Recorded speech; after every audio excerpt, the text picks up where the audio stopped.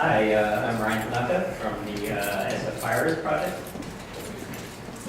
Yeah, so the data science working group is a one of three, I think, working groups within the Code for San Francisco organization.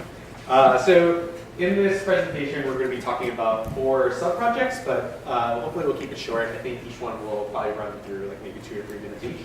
But I guess I just wanted to start off first by introducing the group in general and like what is data science. So just a quick show of hands, how many of you have heard of what data science is or work with a data scientist?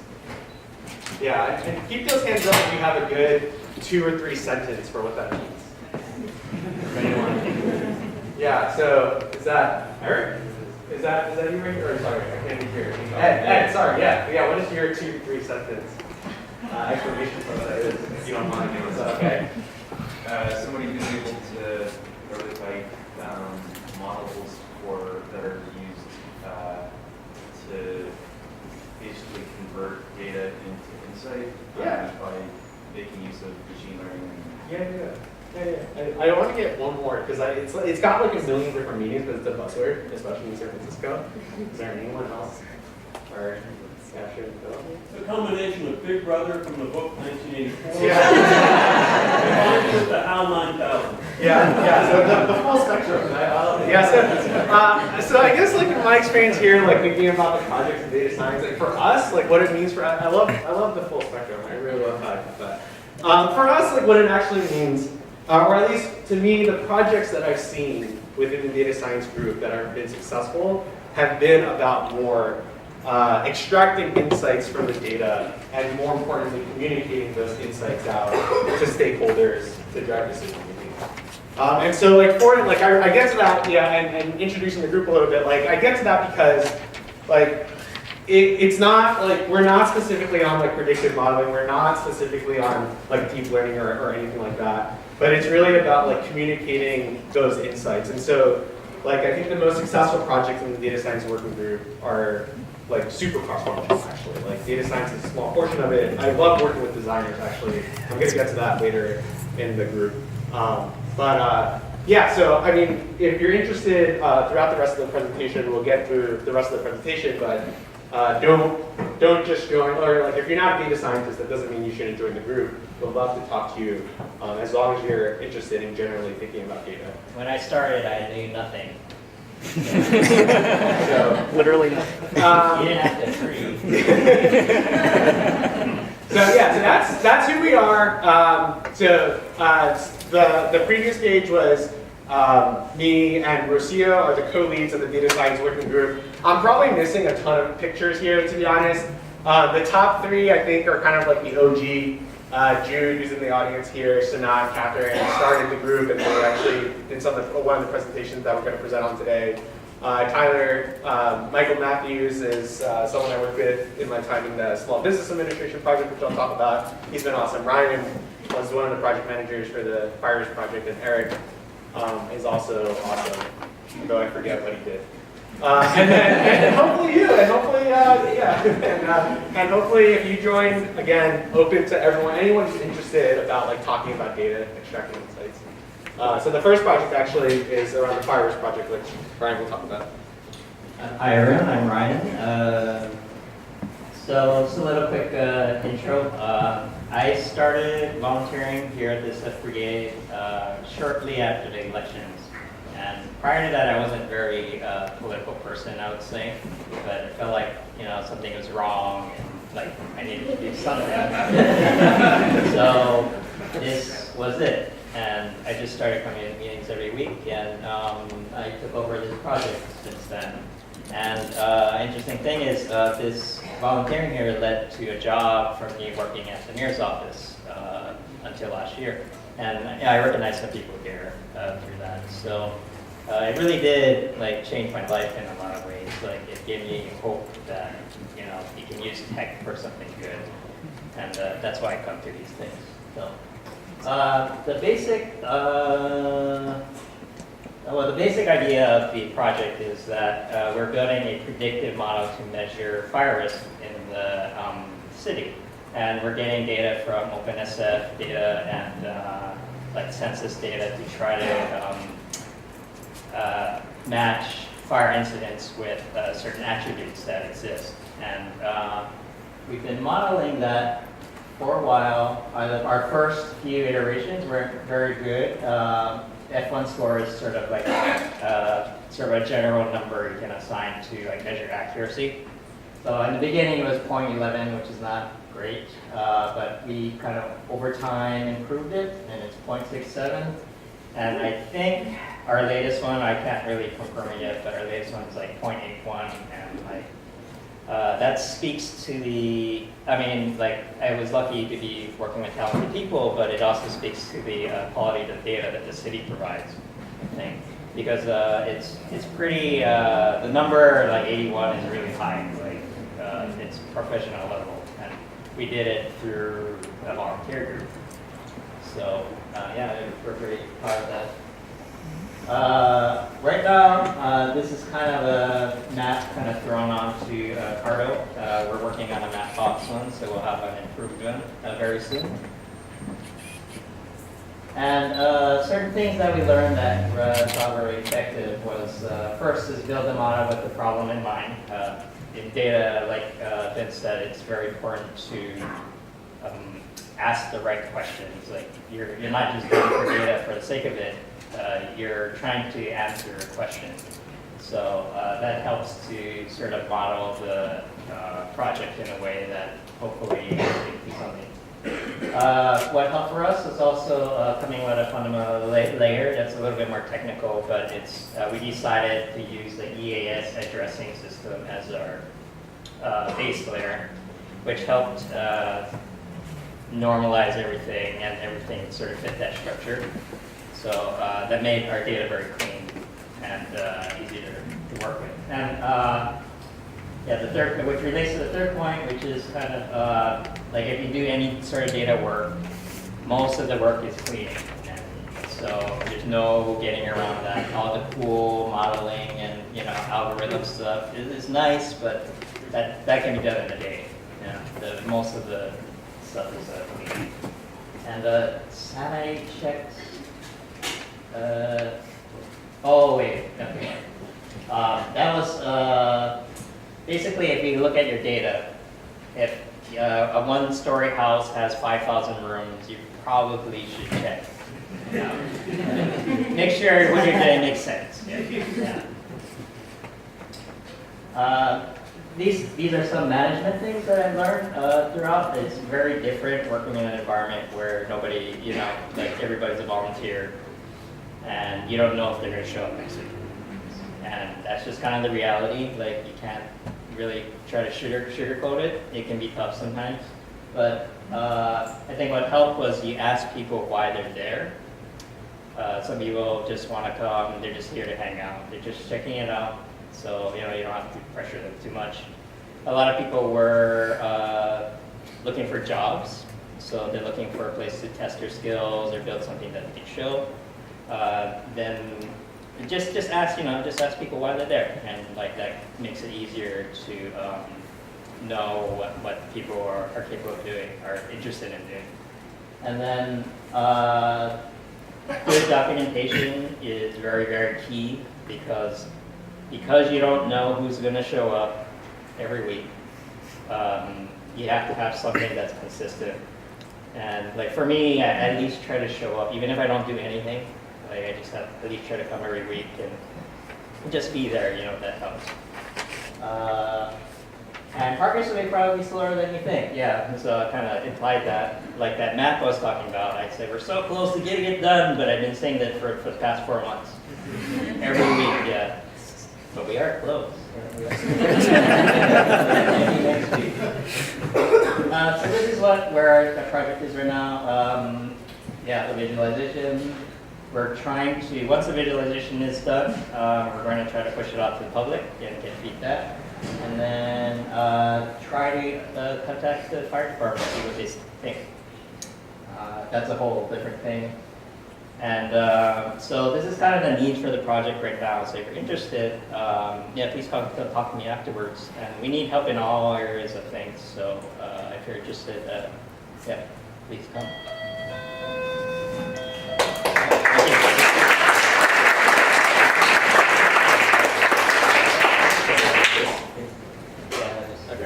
Yeah, so the next two, so I think the Farmers Project is a good example of a project that's like well into it and like is in a good spot and like has clear next steps.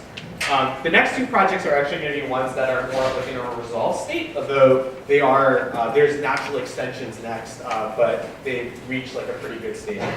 So the next project is the one that I actually first started working on when I first got here, which is the Small Business Administration. And so in terms of the team, like there is this one, Noah Broad, who is an economic development specialist at the SBA, and there's a district office in San Francisco, and he actually came out every single week. And it was just like super cool to have like someone from the government really care about the project and really drive it every single week, and that was super instrumental. This project, like everyone here, I think it's like across the spectrum. When I talked before about like I think not that many people here are actually data scientists. It was actually driven by super cross-functionally with like designers and engineers. So the problem statements in a nutshell are basically Noah. Problem statement 1 basically translates to Noah would be talking to city officials, and he'd be talking up the SBA, and the city official would be like, "Oh, what you're saying is great. Can you tell me like the top 10 businesses in my town that received SBA resources and give me success stories?" And like that fundamentally was a hard problem for them to solve. Like they couldn't do that. There wasn't like a really good tool for them to do that, and that kind of hurt like some of their communication with city officials, right? Problem statement 2 was essentially more of like something internal, like if they had given limited resources, how can they target areas that were particularly underserved or underutilizing SBA programs? So the Small Business Administration program provides a lot of services to small businesses. We were focused on their primary resource, which was basically access to credit or small business loans. So to tackle that, we did a couple things. I don't know if this link will work. If it doesn't work, I don't know if I actually made this up. Just click allow. That's okay. Is that okay? Did I get that? Yeah. Okay. So basically, we built. This is something that we host on EC2 right now. I can explain our tech stack if you're interested afterwards. But basically, the idea would be like you would enter into this like homepage, and then you can say like, okay, so you're talking to a city official in Alameda County, and in the last 25 years, if you want to click submit, the idea was you would come to this like, and this is like a prototype that we built for them. To spoiler alert,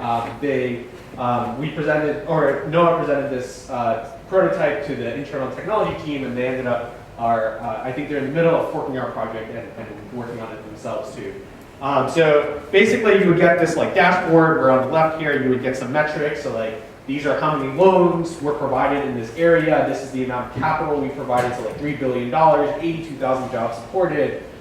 In terms of like successful businesses and good use cases, like we actually pulled in Google rating data through the Google Places API, and we just returned like based off. I think this is like rank ordered by average Google rating, just like businesses in a particular area that had a high rating. In terms of, then we also did something with like a map.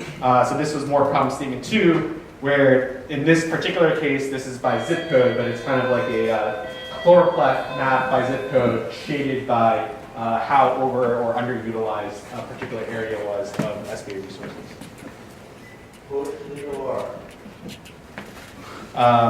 Okay, and then I think I am here. No. I think command, yeah. Cool. Or was it this? Yeah. Oh, no, it's this. Okay. Cool. Okay, and I made these screenshots in case that I'm kidding. Okay, so basically that was what we did. I'm happy to talk about it more later in terms of our tech stack if you're interested. But the end resolution of this was we got to a good breaking point, and they're working on forking the project and like working on it more internally at the SBA.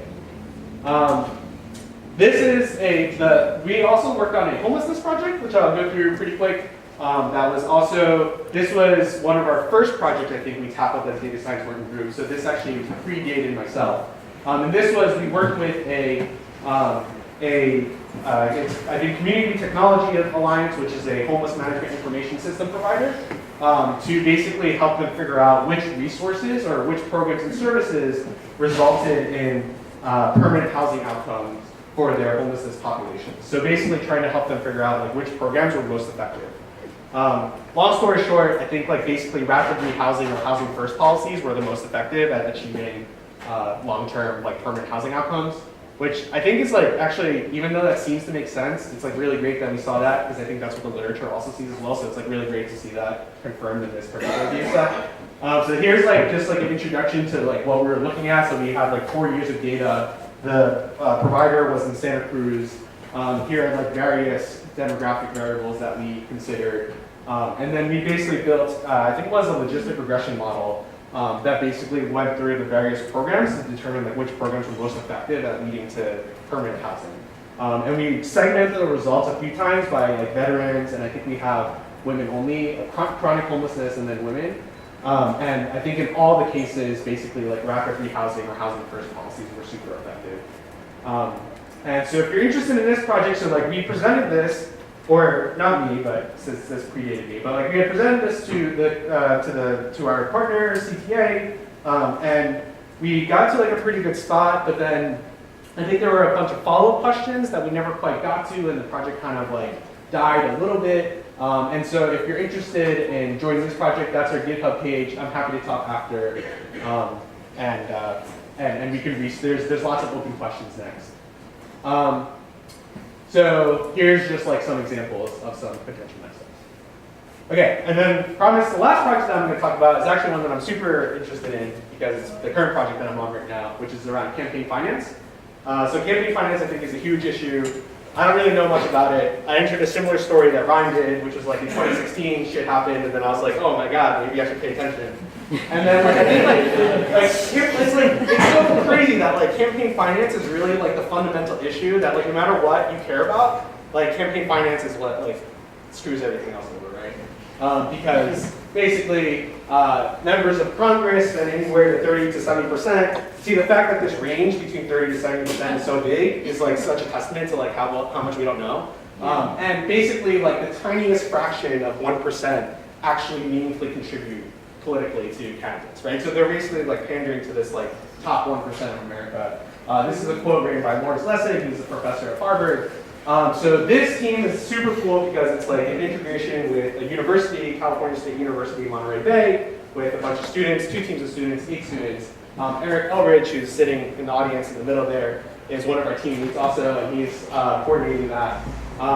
And again, lots of data scientists, designers, engineers, really cool stuff. Our partner here is MapLight. MapLight is a nonprofit organization that basically does this for real instead of us as volunteers, but basically their mission is to reveal money's influence on politics. Problem statement 1 is basically like, can we make campaign finance data more transparent? Like it's super untransparent. Can we build a website, dashboards? Can we like give this to a reporter and the public can actually like see this data? Problem statement 2, which is more kind of bread and butter data science, is predicting election results and voting behavior based off campaign finance. So do candidates who get the most funding always win? Can we build a predictive model that accurately predicts election results given campaign source funding? Problem statement 3 is helping California better understand like who's behind their ballot measures. So I'm not going to click on this link because I'm pretty sure that won't work. But so let me this is basically the last slide. And in terms of like telling stories, I have a bunch of lines there. I think I'm not a domain expert, so I would love it if there are domain experts who think about campaign finance. But there's like I was like looking at this graph and I was trying to think of the story, right? And I actually really love this orange line. So the orange line is the governor, like how much money. So basically it's the y-axis is like the cumulative political contribution since 2001, I think, or 2002. And this orange line, I at least know who our governor is. It's Jerry Brown, if anyone doesn't know. And he's been governor since like 2008. And so you can see there was like basically a shit ton of funding like leading up to 2008. And then there was no funding basically since then because his like 2012 or 2014 or something election was like non-competitive. And so like I think this is like actually really cool because like it really shows that like political contributions are like not random, right? They're like really at like election periods. And before that was Arnold Schwarzenegger, and he also raised a bunch of money too. And then this is just a really quick thing of comparing winners and losers in like state assembly elections and like So winners on average raise like 2 or 3 times more than losers in the state assembly elections, like 700K difference. And so this is our GitHub project. I think I'm out of time, but thank you. Yeah.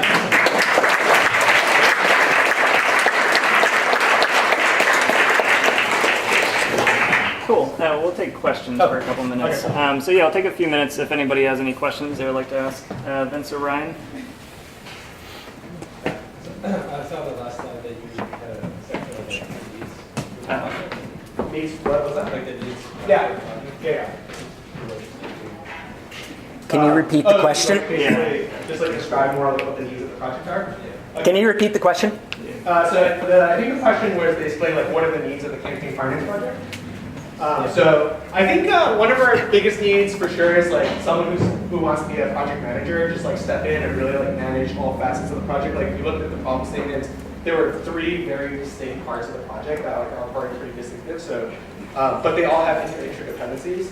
So that's like one. I would say 2. I think we need designers and engineers right now. Actually, like I was thinking about designers, right? So like what? Like I haven't worked with designers before I come here, but like if we think about this problem, it's really fundamentally about like how we communicate this problem out to others and really understanding who our users are and like understanding like what a user, how they would want to like see this information or what's like the best format to like see this information. So I would love to get input on that.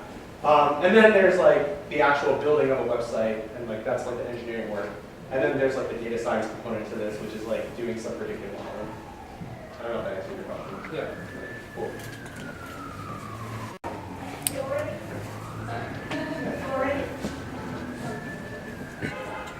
You already mentioned that, or it's very difficult to, it's quite difficult to get data from to the campaign finance project because only the top 1% is funding and support to financial support to the candidates. And you think those top 1% actually show you exactly which candidate gets how much financial support from them every year or every quarter? Yeah, that's a good question. So the question was essentially, campaign finance data super opaque or not transparent?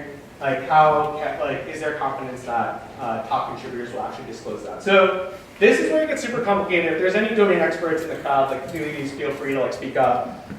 So every jurisdiction at the federal level, state level, local level will have different laws of this. At the federal level and the state level, California at least, for individual contributions above a certain amount, you have to disclose, you actually do have to disclose that contribution by law, and the California Secretary of State, at least at the state level, will actually have data, is like required to keep data on that. At the local level, it gets like much dicier, but San Francisco does a really good job of it, but I don't really know about other cities. The tricky thing for us is this notion, so this, and then we actually get our data through MapLight, which is this like nonprofit organization that I talked about earlier, which I'm happy to talk about also after this presentation. So I would say like for individual contributions, it's at least there. The tricky stuff is like the super PAC stuff, which I don't know if you understand, like, because I don't really understand what that is. So I'm not sure if people understand what that is. But it's basically like, there's a Supreme Court case that basically said like if you weren't directly donating to a candidate, it's like impeding free speech or some shit like that. That like you can donate as much as you want, which like makes no sense because you can run like commercials for a candidate. So that part is like pretty hard, but individual contributions at least there's something on. Yeah. Oh, cool. He's actually worked on this stuff before. Yeah, so I just want to add about the other cities in California. So the laws at the local levels, like cities can create their own laws, but at the state, the FTC, they are political practices committee.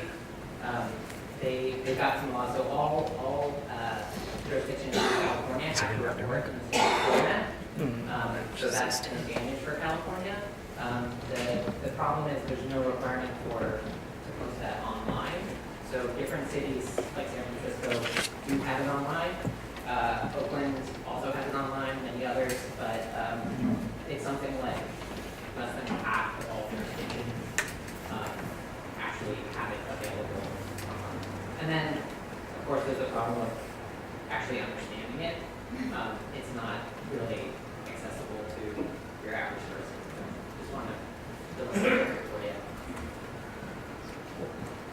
So I think at this point we'll move on to the next presentation. Let's give another round of hand.